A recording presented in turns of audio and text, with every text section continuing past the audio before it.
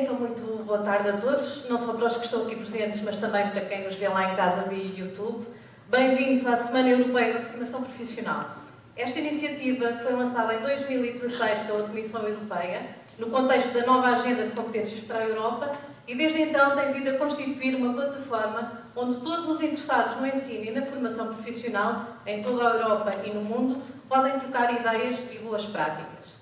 É este o mote para a 8ª edição, que tem este seminário como atividade de abertura, dedicado ao tema Cibersegurança e Profissionais da Indústria 4.0, pretende explorar o impacto que a inteligência artificial tem no contexto da cibersegurança e perceber até que ponto o chat GPT, enquanto assistente virtual inteligente no formato chatbot online com inteligência artificial, pode criar vulnerabilidades que favoreçam o cibercrime. Mas deixemos o tema para quem sabe. Consegui dizer isto tudo sem me enganar, portanto, nos adarem. Vamos iniciar este painel com a intervenção do professor Dr. Luís Oliveira, professor assistente do Instituto Politécnico de Tomar e Senior Technical Trainer na Intância Portugal, certo? Grupo Ecológico especializado em soluções de comunicação empresarial, colaboração, redes e segurança.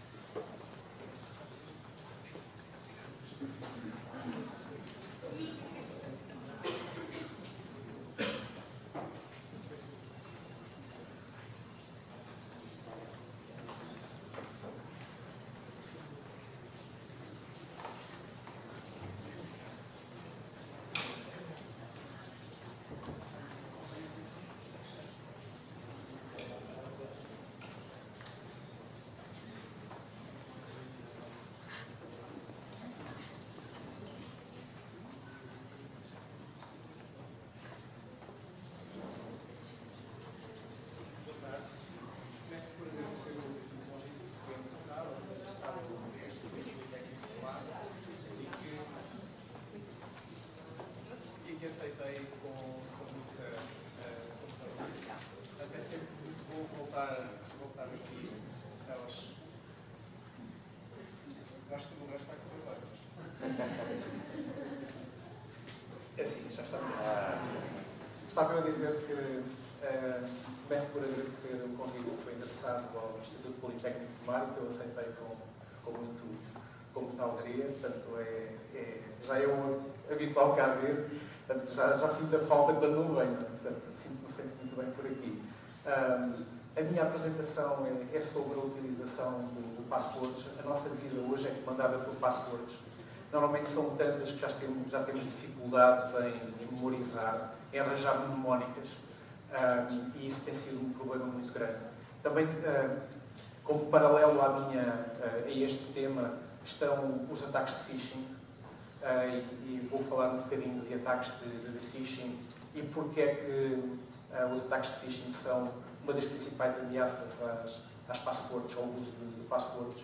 E depois vou terminar com uma alternativa à utilização de passwords, que no ano passado era um conceito muito inovador e que, entretanto, já é possível. Portanto, no ano passado, tudo quanto nós conhecíamos ainda estava em regime experimental, portanto ainda estava restrito a alguns utilizadores destas plataformas que nós usamos com mais frequência, como a Google, o Facebook, o LinkedIn, e hoje já é possível nós nos autenticarmos sem a necessidade de colocar uma password. Portanto, este ano, fazendo o balanço do ano de 2022, foi um ano muito interessante do ponto de vista das novas tecnologias. Muito interessante porque entrou no senso comum, portanto, nas notícias, os ataques cada vez mais frequentes de ransomware, não é? Portanto, em que as organizações em que hackers sequestram os nossos sistemas de informação e limitam a sua utilização. Antigamente eram ataques que eram dirigidos a grandes organizações e, entretanto, massificou-se. Portanto, nós todos conhecemos casos mais ou menos próximos de empresas que ficaram privadas de poder funcionar como é habitual. Também reforçar que de facto é um mundo completamente ligado e que hoje a esmagadora maioria das organizações não consegue sobreviver sem os seus sistemas de informação, sem as suas redes, sem as suas ferramentas de colaboração. E isto tem sido muito interessante ver a preocupação cada vez mais crescente e também a falta de mão de obra qualificada para dar resposta a estas necessidades. Portanto, todas as semanas recebemos muitas oportunidades de emprego que não conseguimos dar resposta porque não conseguimos formar pessoas a um ritmo tão avançado. E este é um problema muito grande, o que leva a que os negócios não se desenvolvam como se poderiam desenvolver e com prejuízos para toda a gente.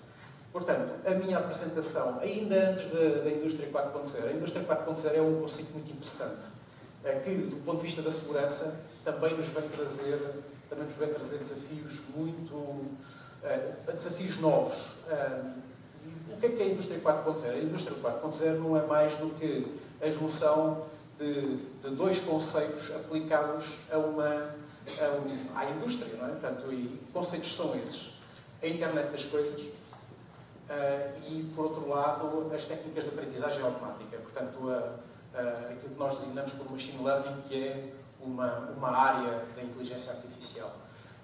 E são dois temas que entraram também na discussão mais alargada, por causa do ChatGPT, não é? E todas essas técnicas, e toda a gente anda com muito medo, até já o G7 tenta regular alguma coisa que se calhar não pode ser regulada, não é?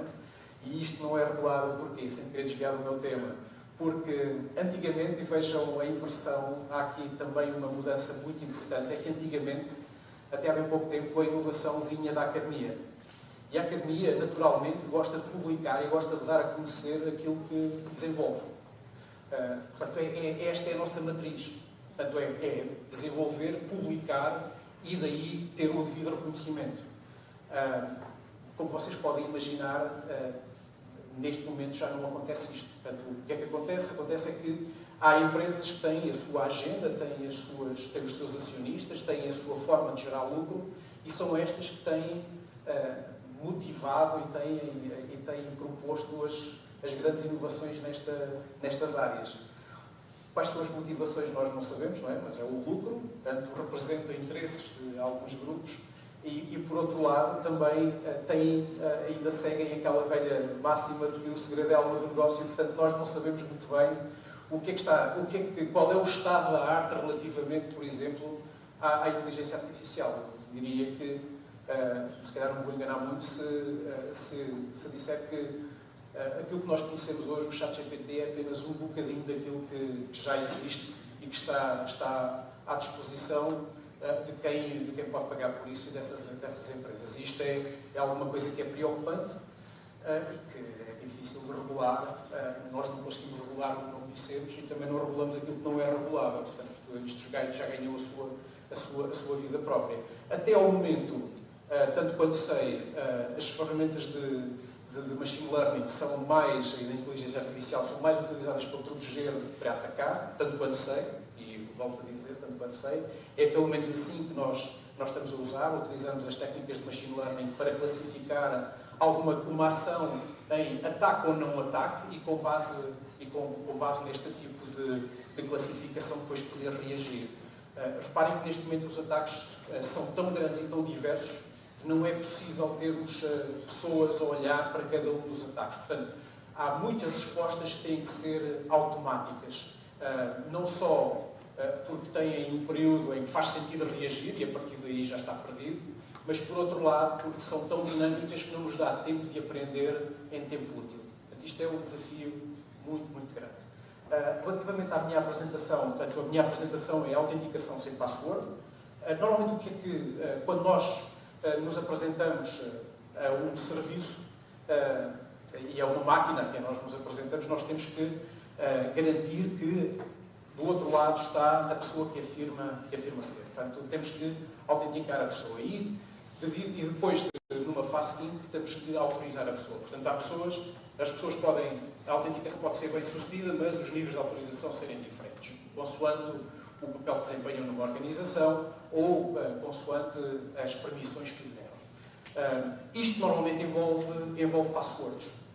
E as passwords, isto é muito interessante porque as passwords têm regras, portanto há boas práticas para a utilização de passwords, mas nós não nos podemos esquecer que atrás que a password tem que ser alguma coisa que é secreta, que nós não devemos sentir a necessidade de escrever. E isto faz-me sempre lembrar uma empresa onde trabalhei que obrigava todos os colaboradores a trocarem a password de 14 em 14 dias, e a password tinha um grau de complexidade relativamente elevado. E eu tinha muita dificuldade em, a cada 14 dias, encontrar uma password que satisfizesse aqueles requisitos. E com medo de a perder, o que é que nós fazíamos? Colocávamos no fecheiro. Portanto, isto era aquilo que aparentemente seria uma excelente medida de segurança, depois, por limitação dos utilizadores, levava a que, no final, as pessoas, ao escreverem a password em algum sítio não muito seguro, o estavam a expor de uma maneira que não deviam. Portanto, em segurança é muito interessante ver, há um gráfico que eu costumo mostrar muitas vezes, que é este. Portanto, basicamente o que nós temos que arranjar aqui um balanço entre aquilo que é seguro e aquilo que é conveniente. Nem muito para um lado, nem muito para o outro. Portanto, e este ponto de equilíbrio é difícil de encontrar. É bastante difícil de encontrar e só podemos puxar esta reta ou para um lado, e é para aquilo que nós queremos levar, com muita formação. E é normalmente aqui que nós falhamos redondamente. E talvez nas fases seguintes seja muito importante nós olharmos para a organização de uma forma mais holística e dotar as pessoas de acordo com a função que desempenham e o seu nível de conhecimento e a sua área de conhecimento, com literacia mínima relativamente à cibersegurança. E isto é válido tanto para mim como colaborador numa organização, como para o meu dia-a-dia, porque há quanto tempo é que já não vamos a um banco, não é? Fazemos tudo a partir de casa, há quanto tempo é que, quais são os segredos que nós guardamos, como é que nós nos autenticamos nos apresentamos perante as finanças e tantas outras coisas. Portanto, normalmente nós consideramos que a autenticação pode ser baseada em quatro parâmetros. Ou alguma coisa que eu tenho, pode ser o meu cartão multibanco. Alguma coisa que eu sei, pode ser uma password ou um PIN. Alguma coisa que eu sou, normalmente dados biométricos, as minhas impressões digitais, o reconhecimento facial. E aqui houve avanços muito, muito grandes, mais uma vez por causa dos machine learning. Antigamente eu lembro que os primeiros sistemas de reconhecimento facial era preciso que a pessoa estivesse a uma distância relativamente constante, que não sorrisse, por vezes precisávamos tirar óculos e por aí fora. E hoje, e com a pandemia, apareceram alguns telemóveis que autenticavam a pessoa mesmo com uma máscara à frente. Portanto, houve aqui avanços muito grandes. E a outra coisa o outro é com base na localização. Portanto, nós podemos restringir a autenticação com base na autenticação. Isto são fatores singulares, mas eu posso combinar mais do que um fator. Por exemplo, o vosso cartão multibanco, vocês têm que ter um cartão e têm que ter um PIN. Uma coisa sem a outra não funciona. E para além disso, aquele PIN tem um conjunto muito limitado de combinações. Normalmente nós restringimos a 3 tentativas. Se ao final da terceira tentativa não nos autenticarmos, o cartão é recolhido, por uma questão de segurança.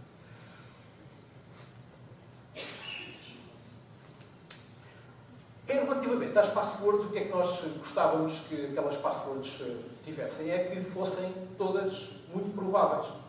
E isto dificultava a vida a quem as tentasse adivinhar.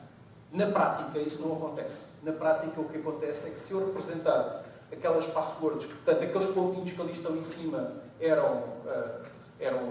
representavam o número de utilizadores a utilizar aquela password, portanto, o que no mundo ideal era todas as pessoas tinham passwords diferentes, isso não acontece. Portanto, devido a várias características, nós tendemos a escolher as mesmas passwords. Portanto, e todos os anos existe uma lista das passwords mais prováveis e todos os anos a gente olha para aquelas passwords e diz: mas quem é que vai escolher password como password? Mas o que é certo é que todos os anos esta é uma das passwords uma das palavras-chave mais utilizadas. Portanto, nunca se esqueçam que, em termos de segurança, eu vejo a segurança como uma corrente com vários elos. E esta corrente sob tensão, vai partir no elo mais fraco. Normalmente o elo mais fraco é o utilizador. Não há outra forma. O utilizador é normalmente o elo mais fraco. E é aqui que nós depositamos mais confiança na utilização de passwords. Nós queremos que as pessoas utilizem passwords corretamente e é isto que não acontece. Portanto, as passwords tendem a repetir-se, mas por que raio é que nós gostamos de passwords? A questão é esta. Se não funcionam, se são coisas difíceis de gerir, se são inseguras, porquê é que nós gostamos tanto de passwords? Porquê? Olha, por um lado, são convenientes. Convenientes porquê? Porque eu posso utilizar aquela password para aceder aos serviços a partir do meu telemóvel, a partir do meu computador, a partir de casa, a partir da empresa. Ou seja, acabam por ser convenientes. Mas, na realidade, não são nada seguras. Este é o grande problema. Portanto, por outro lado, o que é que nós também não podemos esquecer? Não nos podemos esquecer que os dispositivos com que nós interagimos também mudaram. Se antigamente nós tínhamos um teclado deste tamanho e tínhamos um ecrã relativamente grande, que era o nosso computador, hoje grande parte dos serviços, nós acedemos grande parte dos serviços através do nosso telemóvel, que tem um teclado pequenino, pelo menos para mim o teclado é pequeno, aquele fat fingers, não é? Os dedos grossos, aquela falta de jeito, e por outro lado também o ecrã é relativamente pequeno. Isto torna a utilização de passwords, nomeadamente de passwords de boa qualidade, que têm uma letra maiúscula, letras minúsculas, caracteres especiais, pontos, até porque este tipo de caracteres normalmente até está no outro teclado, não é? Nós temos que selecionar outra parte do teclado, não torna nada fácil. Portanto, quais são os problemas principais relativamente à utilização de passwords? Passwords muito inseguros e utilizarmos a mesma password para nos autenticarmos perante vários serviços. E reparem qual é o problema. Eu não sei, eu tenho que partilhar, este é um dos grandes problemas, eu tenho que partilhar um segredo meu com alguém que me está a prestar um serviço. E reparem, todos os anos é comum aparecerem notícias acerca de roubos de passwords em que se roubam aos milhões de passwords. Normalmente o problema do roubo de passwords não é enquanto a password está a ser transmitida pela rede. Não é aqui. É possível que também o seja, mas não é normal, não é aqui. Portanto, os atacantes preferem, em vez de estarem a recolher password a password, preferem ir a uma base de dados onde estão passwords de uns milhões de utilizadores e roubam-nas. Portanto, e isto é um ataque que se tem mantido mais ou menos constante. Portanto, o roubo de passwords através do comprometimento de bases de dados onde elas são guardadas. Isto não segue as boas práticas, porque normalmente a password não deve ser guardada como uma password, mas como um resumo criptográfico que é não invertível. Portanto, eu posso verificá-lo, não posso recuperar. E isto acontece-nos muito quando nós queremos recuperar uma password e depois de colocarmos o e-mail, eles devolvem-nos a nossa password. Quer dizer que eles conhecem a nossa password. Isto é mau. Isto é muito mau. Ou seja, este é outro dos problemas grandes. Agora, imaginem, eu uso a password que eu utilizo para aceder às finanças num serviço que é inseguro e a partir desse momento, quando alguém comprometer essa base de dados, vai-me comprometer a minha password que é utilizada para me autenticar perante múltiplos serviços. Portanto, segundo a Microsoft, mas há outras empresas tecnológicas da mesma área apontam para que 80% dos ataques sejam feitos pelo roubo de passwords. Não se esqueçam daquele grande ataque da Vodafone, que foi há 2 anos, 1 ano e meio, 2 anos, em que a Vodafone em Portugal ficou sem serviço durante um bom pedaço de tempo, e com danos tangíveis e intangíveis. Tangíveis porque os utilizadores não utilizaram os serviços e por isso a empresa não os pôde cobrar, mas os intangíveis são danos à reputação, não é? Portanto, a reputação de uma empresa depois de um ataque destes não é a mesma e demora tempo a recuperar. O ataque começou com uma password que foi comprada na Dark Web por $8. Portanto, barato. Esta é a informação, eu diria que é informação muito barata.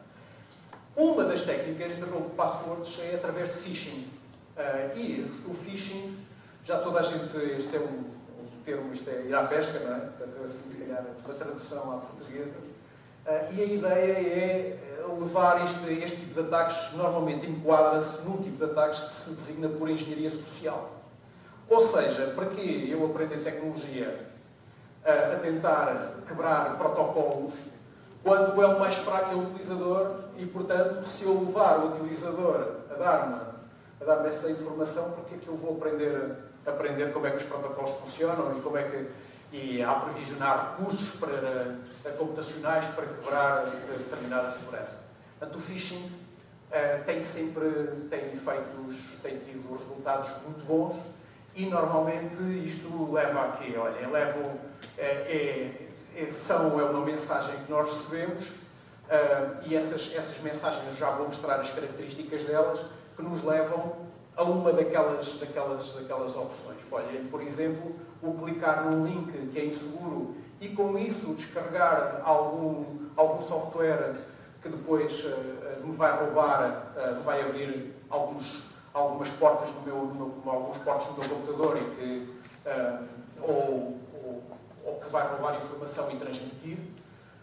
Outra técnica é abrir um ficheiro, tanto é eu recebo por e-mail um ficheiro que aparentemente é um PDF, mas que afinal não é um PDF, é algo executável e com isso o meu computador é comprometido.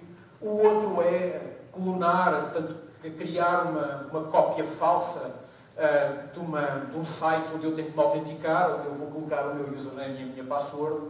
E a outra é a transferência de fundos. Quem é que não conhece o mail de um príncipe da Nigéria, não é? Mas acreditem, toda a gente conhece. Mas continua a produzir os seus resultados. Portanto, é muito interessante. Portanto, normalmente as mensagens de e-mail de phishing oferecem dinheiro. Oferecem muito dinheiro em troca de uma pequena transferência para se iniciar o processo para depois recebermos os 10% dos 24 milhões. As confirmações, eu tenho aqui um exemplo de uma mensagem que eu recebi supostamente dos CTTs por uma encomenda que tinha ficado retida e que pedia um pagamento simbólico. Agora imagine este pagamento simbólico muitas vezes dá dinheiro. Outras é recompensas e, por outro lado, é um e-mail do suporte a dizer que, olha, se a conta vai ser bloqueada, portanto, normalmente as mensagens de phishing criam sempre uma certa urgência, não é? Portanto, criam sempre aqui um certo stress para nós reagirmos rapidamente a alguma coisa. Portanto, é alguma coisa, ou faço isto neste momento, até amanhã, ou fica sem este serviço. Portanto, e as pessoas não dá tempo para pensar, isto tem que se criar aqui assim, um certo stress. Por exemplo, são apenas e-mails. Olhem, é normal este PDF não ser um PDF. Pior é que tanto os nossos browsers como os programas que nós utilizamos para ler os e-mails, normalmente são ambientes de execução, permitem executar macros e outros programas à partida no nosso benefício. No entanto, isso depois é utilizado pelos atacantes também para comprometer as nossas máquinas. Este é um dos exemplos. Tenham atenção ao seguinte: nem sempre este link corresponde ao link que nós vamos aceder. Portanto, eu posso colocar o link mais autêntico, por exemplo, google.com, e atrás desse google.com ter alguma coisa completamente diferente. Coloquem o cursor do rato e no cursor do rato, normalmente, o Outlook mostra qual é o link que está por trás e comparem uma coisa com a outra. Alguns deles são extremamente bem feitos. Aliás, senão também não seriam, não tinham, esta malta não anda nisto há pouco tempo. Por exemplo, há aqui um exemplo que eu vos gostava de mostrar, que é este aqui. não consigo mostrar bem, mas neste do Microsoft, neste link aqui está, o que é que ele mostrava? Em vez de aparecer o link ser Microsoft, tinha 2 letras trocadas. E com isto é muito fácil nós registarmos. Reparem que nós em Portugal, para registarmos um nome, para registarmos um domínio, há uma série de regras. E essas regras protegem este tipo de coisas. Portanto, o nós trocarmos 2 letras, isto não é possível de ser registado. Mas, como vocês sabem, a internet é global. Não é possível de ser registado aqui, mas provavelmente há de ser possível de ser registado no Bangladesh. Eu dei o nome de Bangladesh porque me lembrei, não é nada contra o Bangladesh, nem nada, é só um exemplo. Mas se calhar aí é fácil de registrar esse nome. E é fácil de registrar esse nome com um cartão de crédito roubado.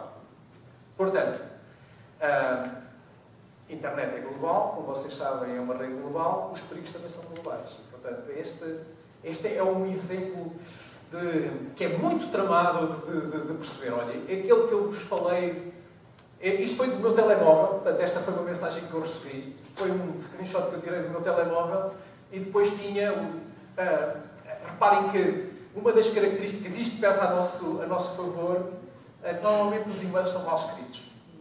Normalmente são mal escritos. Há uma confusão muito grande entre termos em brasileiro, aquele estilo mais brasileiro comparado com isto, mas também já encontrei ataques de phishing extremamente bem construídos. Vi um numa empresa em que era um ataque de phishing dirigido, tanto assim como eu nem sabia que havia tanta informação minha na net, lá do LinkedIn, assim como vão buscar informação minha, também é fácil numa empresa ir ao LinkedIn e ver quem é o CFO. E enviar um e-mail e depois, com base no e-mail dele, ou procurar nas redes sociais e, à volta disto, criar uma narrativa que a pessoa olhe para aquilo e se identifique com aquela narrativa. E o problema, havia há pouco tempo um e-mail de ataque, era um ataque de phishing dirigido, em que levava um CFO a fazer um pagamento a uma empresa que ele normalmente fazia de uma fatura, e eram 3 milhões de euros. E foi descoberto porque a aprovação daquela fatura passava por várias pessoas, e houve alguém que conseguiu detectar que aquele era um pagamento que era phishing. Portanto, chegam a este ponto e estava extremamente bem construído. A forma, eles sabiam que, se calhar também tinha havido informação de dentro, sabiam mais ou menos a altura temporal em que aqueles pagamentos eram feitos àquela empresa, sabiam uma série de coisas que tornava aquele e-mail extremamente credível. Portanto, isto é um problema muito grande. Por acaso eu não estava à espera de nenhuma encomenda, não é? Mas também era fácil de perceber. Muito engraçado é que tinha macros, tinha esta mensagem, tinha macros em que mudava as datas, portanto não era alguma coisa que nós olhássemos para as datas e não fosse credível. Portanto, há aqui alguma automatização por trás. Normalmente, em termos de mensagens, como é que nós detectamos? Se calhar não vou receber de uma empresa, não vou receber um e-mail que vem de um domínio público, um Gmail ou alguma coisa deste género. Portanto, olhem para o e-mail, apesar dos nossos outlooks esconderem grande parte do cabeçalho do e-mail, que é onde estão as informações que são relevantes. E isto já requer algum know-how. Normalmente o domínio pode estar mal escrito, Microsoft com a troca de 2 letras, por exemplo, lá pelo meio. O e-mail, normalmente os e-mails não estão muito bem escritos, portanto palavras em brasileiro, traduções à Google Translator ainda de há 20 anos atrás, coisas assim deste género. Do trazerem links que são ou fecheiros em anexo que não são muito credíveis. Portanto, isto é alguma coisa que é normal, e depois o criar a urgência, que é para as pessoas não pensarem muito. Ou seja, o utilizador, eu vou ficar sem a minha conta de PayPal amanhã, portanto é melhor reagir hoje. não dá tempo de uma pessoa perceber se realmente aquilo cria urgência ou não. Em termos de proteção, eu depois posso-vos deixar a apresentação toda, mas não é fácil. Felizmente, então, a Microsoft, naquelas contas de Office 365, assim como a Google, têm algoritmos a classificar mensagens phishing ou não phishing, e há muitas que são muito bem classificadas, e vejam nas vossas pastas dos e-mails de lixo, vão lá ver que o Outlook classificou-os e colocou-os lá, ainda bem. São algumas que a gente não vai ver e não vai ter a tentação de clicar. Também, se as mensagens forem classificadas como spam ou como phishing, é normal os links estarem desabilitados e também não serem executadas, por exemplo, não ser feito o download de algumas imagens que possam vir em anexo ou serem executados alguns anexos. Isto é uma muito boa medida. Agora, a questão é como é que nós vamos tornar a utilização de passwords, porque as passwords eu vou ter que a fase da autenticação, independentemente dos métodos que eu utilizo, vão ter que ser continuados. Nós temos que os ter. Agora, devemos procurar formas mais eficientes e mais seguras de o fazer. Antes destes métodos sem passwords, nós lembramos de acrescentar, basear a nossa autenticação não só no fator, mas em dois fatores. Portanto, normalmente, username e password, e numa fase posterior, um código que era enviado por SMS para o meu telefone. Há talvez há um ano, eu tenho um amigo que está numa equipa de um banco de cibersegurança e nós costumamos encontrar à sexta-feira. E o engraçado foi quando ele chegou e tinha muito entusiasmado com um ataque que tinham descoberto. E o ataque era só este. Portanto, pressupunha que o computador da pessoa estivesse comprometido e a partir do momento em que o utilizador digitava na barra de endereços do browser o endereço do home banking, há um keylogger, que é alguma coisa, um software que registra tudo quanto é feito a partir daquele momento naquele computador, teclado, seja ele teclado físico ou seja ele um teclado virtual, fazendo screenshots. Portanto, o teclado virtual dificulta alguma coisa, mas não é nada por aí além. Portanto, é possível fazer capturas do ecrã e assim a gente sabe, consegue reconstituir os sítios onde nós clicamos com o rato. Mas todos os utilizadores estavam muito satisfeitos, estavam muito descansados, porque depois havia um código que era enviado para o telemóvel, portanto, Multi-Factor Authentication, e que por isso, mesmo que fossem comprometidas o número de contrato, ou o username e a password, sem aquele telemóvel, o atacante não podia fazer nada. Então o que é que eles faziam? Havia um software que registava não só que a pessoa tinha digitado, estava a aceder ao e-banking, como conseguia capturar o username e a password. Isto era transmitido. A partir daquele momento, o atacante entrava no e-banking daquela pessoa, mas não podia fazer nada. Pode consultar, mas não consegue fazer nenhuma transação porque lhe falta um código. Mas com isso, conseguia ver um parâmetro muito interessante, que era o número de telefone do utilizador. E então alguém pegava no telefone e de uma forma muito credível dizia: olha, fala do banco não sei quantos, eu não vos vou dizer o nome, fala do banco não sei quantos, e nós sabemos que o senhor está a aceder ao e-banking. E estava efetivamente a aceder ao e-banking. Mas olha, houve uma falha de segurança, aqui com uma série de utilizadores, onde o senhor se inclui, e para provar que é mesmo o senhor que está a aceder, acabou de receber no seu telemóvel um código de 6 dígitos. Esse código de 6 dígitos era para validar uma transação, e a partir desse momento eu tinha já. Portanto, o Multi-Factor Authentication aparentemente é uma boa ideia, e é uma boa ideia, mas mesmo assim não é difícil de o contornar. Portanto, o que é que entretanto uma organização que se chama FIDO, F-I-D-O, portanto, parece lá aquele boneco da 7-Up, não é? O FIDO,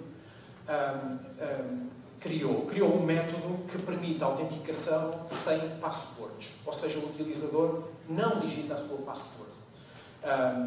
Este método foi proposto a esta organização, teve início há cerca de 2 anos, e agora deixou de ser alguma coisa que estava em meios restritos e passou nós podemos utilizar. Por exemplo, na Google já é possível nós termos acesso aos nossos serviços da Google sem a password. Como é que isto funciona? Eu vou aqui passar para o esquema. Em primeiro lugar, nós registamos num serviço, e nós registramos naquele serviço, até pode ser com uma password temporária.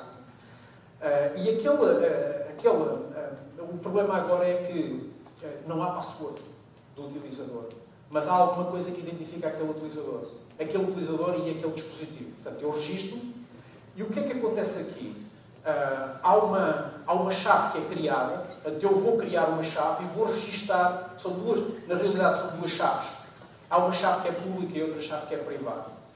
Isto são 2 chaves que estão relacionadas, estão geradas na mesma altura, e normalmente aquilo que eu cifro com uma chave, cifro com a outra. Aquilo que eu cifrar com a minha chave privada pode ser decifrado com a minha chave pública.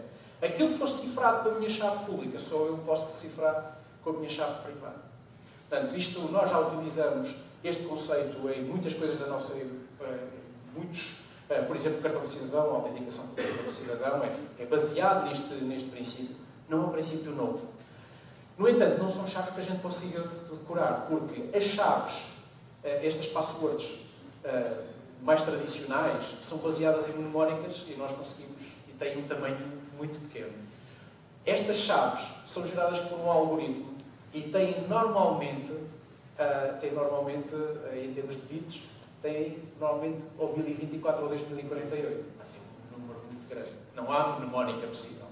Portanto, o que é que nós fazemos? Geramos aquelas chaves, aquela chave fica guardada, por exemplo, no telemóvel, que foi a partir daí que eu registrei o meu serviço, e agora eu só posso ter acesso àquele serviço com o meu telemóvel, porque é aí que estão registadas essas chaves. E agora a questão é, então, e se alguém pegar no meu telemóvel não pode ter acesso ao serviço? Pode, eu tenho que proteger essa chave de alguma maneira. E como é que eu vou proteger essa chave? Vou proteger essa chave com dados biométricos, por exemplo, ou com conhecimento da minha cara, ou com impressão digital, ou com um PIN code. Bem, agora o grande problema é que, em primeiro lugar, se eu tiver, a grande desvantagem é que se eu tiver 10 dispositivos que eu utilizo regularmente, quantos registros é que eu preciso fazer? Eu preciso fazer 10 registros. As passwords, se alguém também comprometer, se o prestador de serviço for comprometido, vai ficar com uma chave pública que também não vai conseguir, não é com isso que vai conseguir ter acesso, se vai autenticar pela minha vez. Portanto, isto é um método bastante seguro, olhem, não só do ponto de vista funcional, mas também do ponto de vista de operação, porque, reparem agora, já não temos que escolher passwords, as passwords são guardadas automaticamente. Por outro lado, eu não tenho que as digitar, portanto, eu não tenho que digitar passwords nenhumas. Isto é um avanço, eu estou a crer que vai ser um avanço muito grande e que vai limitar bastante o phishing, não é para nos roubar dinheiro, diretamente com aquelas transferências, mas vai limitar bastante o sucesso dos atacantes, portanto, dos ataques de phishing para nos roubar passwords. Eu estou a crer, portanto, falei disto ano passado, ainda era alguma coisa no state of the art, agora a Google já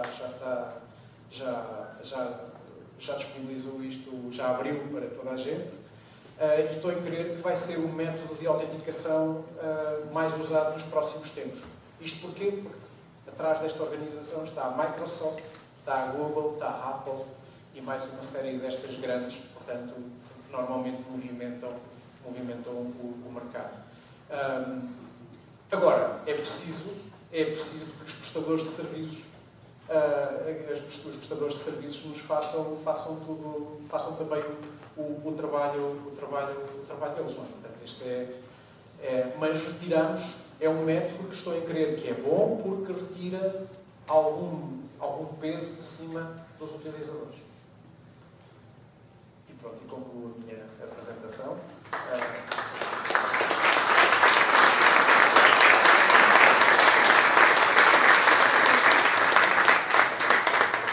As perguntas são depois. Ok, olha, sendo assim, eu estou à vossa disposição para as perguntas que queiram colocar. Eu não era a brincar. O Luís foi meu aluno e disse assim, tenho ali umas perguntas difíceis. Eu pensei que fosse só mesmo como forma de me cumprimentar, mas não, esta afinal é verdade. Olá, professor. É sempre um gosto ouvi-lo falar na questão das redes e, neste caso concreto, da cibersegurança. Eu, neste momento, como já tínhamos falado, estou num agrupamento de escolas e, só para partilhar esta experiência convosco, tivemos um ataque no 25 de Abril. Foram as contas comprometidas e, tanto quanto percebemos, teve origem em Singapura, mas só conseguimos ir até aí. A questão que lhe queria colocar, não estou aqui a demorar muito, era o que é que nós podemos fazer enquanto escola para tentar proteger as nossas redes, sabendo elas que vão desde neste momento das crianças do primeiro ciclo até ao secundário profissional. Luís, com tão poucos dados, primeiro, há uma questão relativamente à segurança. Não há receitas universais. Ou seja, a receita que funciona, em primeiro lugar, a segurança não é alguma coisa que a gente possa comprar. Eu não vou comprar segurança. Portanto, não é alguma coisa que eu possa comprar. Portanto, há aqui, a segurança tem as pessoas, tem os produtos, tem os processos e é alguma coisa que é contínua. É alguma coisa que é contínua. Ou seja, eu se tivesse que começar por algum lado, obviamente nós não podemos descurar nem os processos, nem os produtos, portanto eu vou ter que continuar a ter mecanismos de proteção e detecção de ataques, mas normalmente o orçamento normalmente nunca é grande, mas eu talvez começasse pela formação. Ou seja, mostrar aos utilizadores o que é que uma password representa, o que é que os processos representam, e era aí que eu colocaria, para já, era aí que eu colocaria a maior força. É alguma coisa que não despende dinheiro, normalmente não envolve muito dinheiro, mas que tem resultados muito bons nesse tipo de ambientes. Mas agora, tudo o resto nós estamos um bocadinho cansados daquelas empresas que nos vendem a segurança na forma de uma firewall. E temos uma firewall e é como se tudo o resto quase funciona como uma patinha de coelho para afastar o mau olhar. Não é? Portanto, isto não funciona assim. Mas é contínuo. Por exemplo, em termos de projeto, na minha outra vida não académica, eu normalmente sou responsável por detectores de intrusões e por o acesso à rede, a forma como é feito o acesso à rede, os Network Assessment Control. E dependendo do tipo de organização, em termos de ciclo de projeto, num banco de 6 em 6 meses não estou lá. Portanto, é 6 em 6 meses estou lá. Noutras organizações, às vezes, são 6 anos, 8 anos, e, entretanto, esse tipo de dispositivo está tão obsoleto, que é melhor até nem estar lá. Porque ou estar tão obsoleto é mais um ponto para eu ser atacado.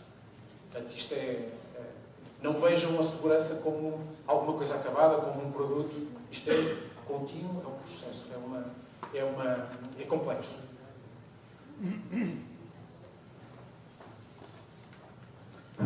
Olá, boa tarde.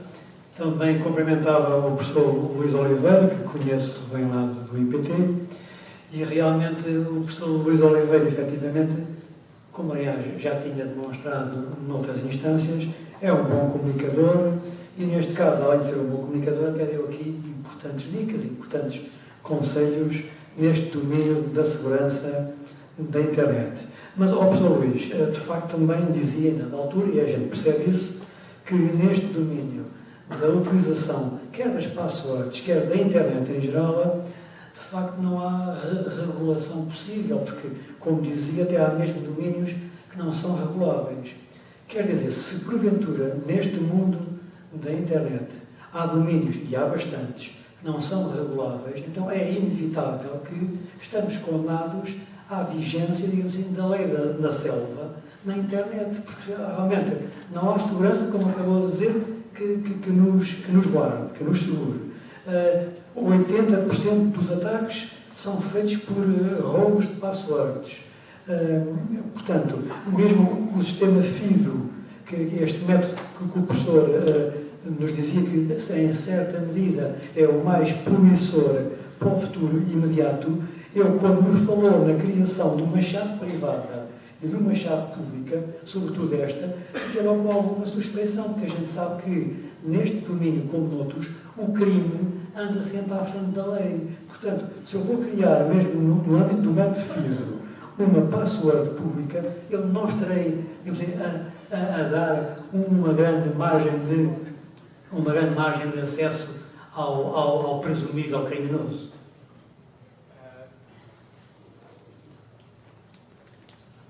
Não. Precisamente o contrário. E eu volto a explicar. Portanto, as duas passwords são as duas chaves. São sequências, são números que são geradas na mesma altura. Elas estão relacionadas.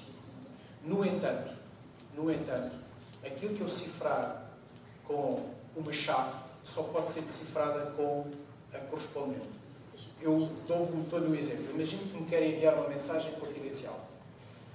A minha chave pública pode ser do conhecimento de toda a gente. Eu só tenho que garantir que quem utiliza aquela chave pública a consiga relacionar comigo. E por isso é que nos nossos browsers, por vezes, aparecem esta chave não pode ser validada, mesmo assim deseja prosseguir. Okay? Portanto, ela não foi autenticada, eu não consigo garantir que aquela chave pública pertence realmente àquele utilizador. Se eu conseguir relacionar a chave pública com um determinado utilizador, só esse utilizador, apesar da chave pública ser do conhecimento geral, o que for cifrado com essa chave pública só pode ser decifrada com a correspondente chave privada, que só eu é que tenho. Portanto, é um método já muito antigo, isto é, matematicamente foi provado e é da década de 70, isto é da década de 70, foi feito por 3 senhores. E é absolutamente genial, o método é absolutamente genial e do ponto de vista matemático extremamente bonito. Não, nesse aspecto não. Agora, reparem no seguinte, a minha chave pública, por exemplo, a sua chave pública do cartão de cidadão, a sua chave pública tem lá um código que permite associar essa chave pública ao cidadão. E quem é que produz esse código que permite validar essa chave pública? O Estado português. Portanto, eu agora vou ter que confiar, vou ter que restringir em quem a forma de validar essa informação e como é que eu posso confiar nela. Portanto, mas mesmo assim, eu volto a dizer, o facto dos utilizadores poderem reconhecer se determinada chave é confiável ou não é formação. Mais uma vez, é formação, porque são conceitos muito opacos. Do ponto de vista técnico, são complexos de perceber e são extremamente opacos. Houve um aspecto que eu não referi e que não se esqueçam que antigamente nós olhávamos para dispositivos informáticos que podiam ser comprometidos, eram computadores. Depois vieram os telemóveis, passaram a ser os telemóveis. Quem é que tem lá em casa máquinas de lavar que podem ser controladas com uma app? E frigoríficos. E televisões e câmaras de videovigilância. Há pouco, na aula passada, eu estou a dar uma disciplina, um curso de internet das coisas, e a segurança é um dos aspectos. E fiz uma demonstração com uma câmara que estava nos Estados Unidos e nós conseguimos controlar a câmara. Portanto, nós conseguimos controlar a câmara. Esses dispositivos todos que vocês têm lá por casa podem ser todos comprometidos. Não se esqueçam do roubo de 10 GB de informação de um casino, em que a rede era toda fechada, a rede do casino completamente fechada, e eles conseguiram entrar por um PC que controlava o termómetro de um aquário. A empresa que controlava o aquário tinha um PC para monitorizar a temperatura da água e o pH a partir daquele PC. Foi esse PC que foi utilizado para comprometerem a rede do casino. Aproveito só para te fazer uma pergunta, professor. O que é que eticamente acha dos vídeos que se conseguem arranjar online, nomeadamente no YouTube, que ensinam estas técnicas, assim, ao como ou outros? Eu acho bem que eles existam. Reparem, eu acho muito bem que eles existam se forem utilizados como instrumento de formação. Acho bem. Muito sinceramente, acho bem. Agora, se eles depois forem utilizados para atacar outras máquinas, se calhar já não acho tão bem. Mas, do ponto de vista de formação, reparem, é possível que o Luís dá curso de hacking e isto não faz dele um malfeitor, não é? Portanto, uma joia de pessoa, não é? Um excelente formador. E ele utiliza esse conhecimento e disponibiliza esse conhecimento na perspectiva de criar técnicos mais capazes de conter ataques.